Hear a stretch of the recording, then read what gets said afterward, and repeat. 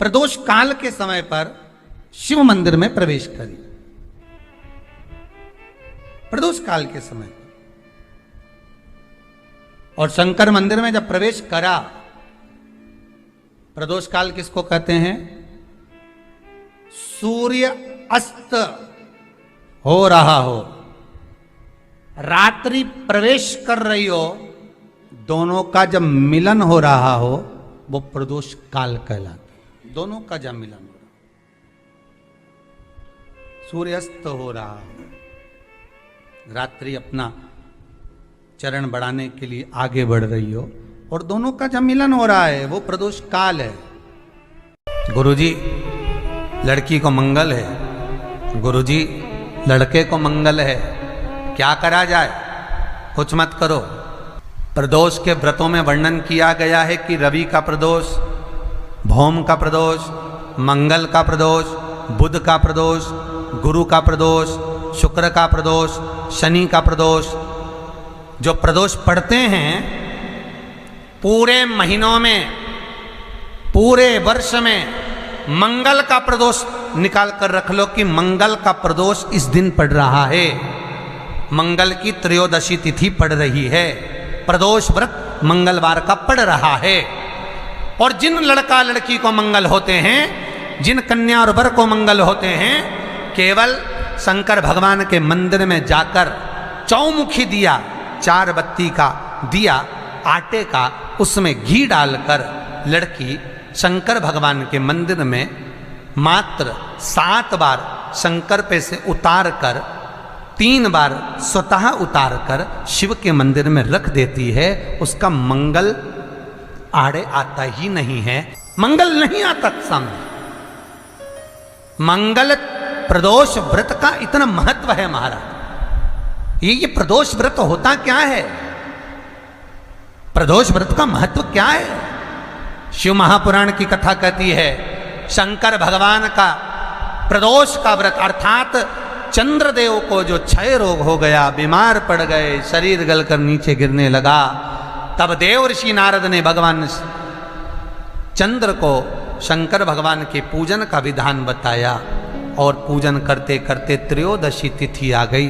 जिस त्रयोदशी के दिन चंद्रदेव ने सुबह से शाम तक कुछ नहीं खाया। शाम के समय सूर्य अस्त के पहले चंद्रदेव ने स्नान किया, श्वेत वस्त्र धारण करे और श्वेत वस्त्र धारण कर कर चंद्रदेव शंकर के शिवलिंग की पूजन करने बैठ गए।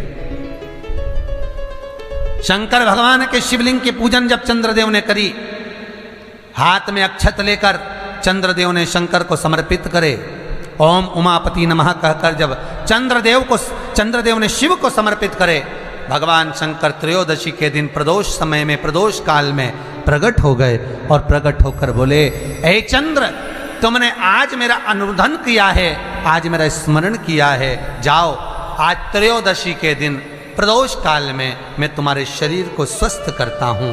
तब से ये प्रदोष व्रत प्रारंभ हुआ है महाराज। हम अगर बीमारी के लिए कोई उपाय करें तो कौन सी प्रदोष पर करें, और लक्ष्मी के लिए कोई उपाय करें तो कौन सी प्रदोष पर करें? तो अच्छे से सुन लेना भाइयों। शुक्ल पक्ष में जो प्रदोष पड़ती है वो लक्ष्मी की वृद्धि के लिए होती है। कृष्ण पक्ष में जो प्रदोष पड़ती है वो रोग और बीमारी को मिटाने की होती है। तो जितने उपाय आपको प्रदोष के बताए जाते हैं उस हिसाब से आप करो कि शुक्ल पक्ष की प्रदोष है तो लक्ष्मी का कोई उपाय करना है तो हमें शुक्ल पक्ष की प्रदोष पे करना है। अगर हमें बीमारी से निपटने का कोई इलाज करना है या कोई उपाय करना है तो उसको कृष्ण पक्ष की प्रदोष पर करना है। अब शुक्ल पक्ष की प्रदोष, उसकी प्रदोष का दिन था, बैठा हुआ था। मान लो अगर कहीं आप कोई नौकरी के लिए अप्लाई कर रहे हो, लॉकडाउन में सर्विस छूट गई, कई लोगों की छूटी, कंपनियां कई बंद भी हो गई, कई कंपनियों से निकाल भी दिया गया, कहीं पत्नी परेशान हो रही है, कहीं पति परेशान हो रहा है, आप कहीं अप्लाई कर रहे हो, तो जैसा माता उमा ने प्रदोष काल में, प्रदोष के समय पर, प्रदोष काल के अंतर्गत बेलपत्री का स्मरण किया है, वो बेलपत्र का स्मरण अगर संसार का मनुष्य कर लेता है तो महाराज ब्रह्मवृत्ता पुराण कहती है कि उस जीव का ऐसा कोई कार्य नहीं जो सफल नहीं होता। महाराज मेरा निवेदन रहेगा, किसी एग्जाम में आप बैठ रहे हो, इंटरव्यू के लिए जा रहे हो, किसी कार्य के लिए जा रहे हो, नौकरी नहीं लग रही, सर्विस नहीं लग रही, तो महाराज तांबे के कलश में 11 बेलपत्र को रखा जाए और तांबे के कलश में 11 बेलपत्र रखकर उसमें 11 सफेद पुष्प को डाला जाए। लाल चंदन घिसकर कटोरी में लेकर जाइए।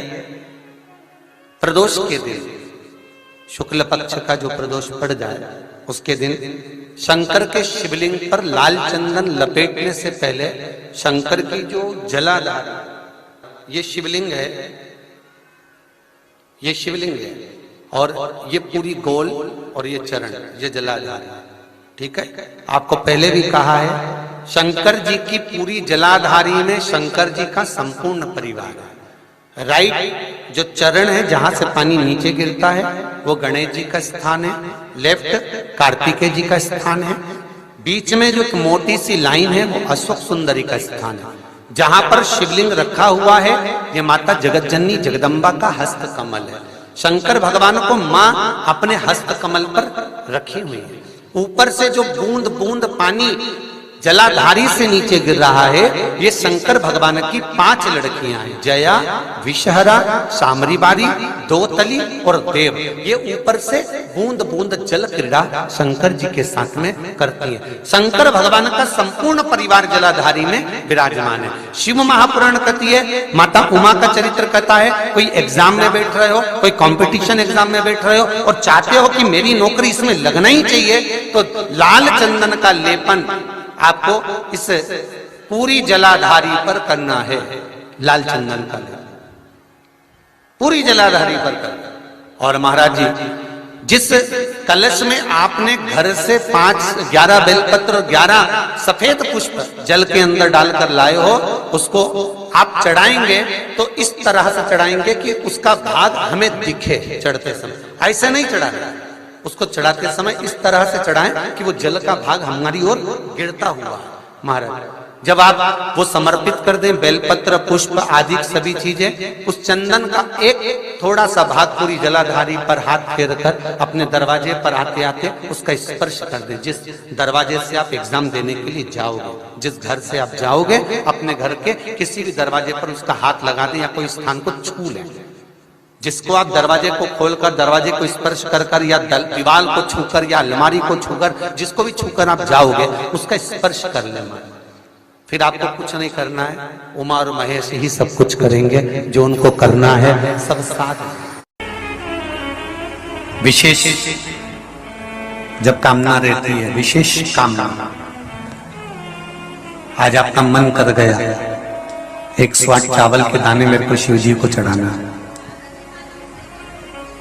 108 चावल के दाने मुझे शंकर भगवान को चढ़ाना। विशेष आज आपके मन में कोई मनोरथ बड़ा है, कोई कामना बड़ी है और बाबा से आपने विनती करी कि मेरा ये कार्य अटक रहा है, आप पूरा करोगे, मुझे विश्वास है। 108 चावल के दाने चढ़ाना है। आपने चंदन लगाया, हाथ की हथेली पर 108 चावल के दाने जो घर से गिनकर लेकर गए हो उसको हथेली में रखा। एक एक चावल का दाना नहीं चढ़ाया, हथेली में रखकर जो विशेष कामना, जैसे किसी कर्मकांडी ब्राह्मण से पूछा जाए पूजन होने के बाद में विशेष अर्घ दिया जाता है, विशेष अर्घ,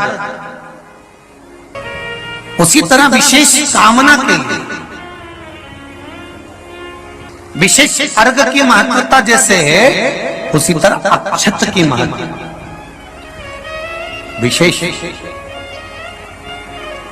108 अक्षत के दाने हाथ में हो और आपकी कामना कर कर जिस कार्य के लिए आपने बाबा को आज स्पर्श किया है, हाथ में लेकर जहां आपने चंदन लगाया है उसी जगह पर हथेली से बाबा को चंदन वाले स्थान पर उस 108 चावल के दाने को रख देना चाहिए, छोड़ देना चाहिए, ये लगा देना चाहिए। श्री शिवाय नमस्तुभ्यम।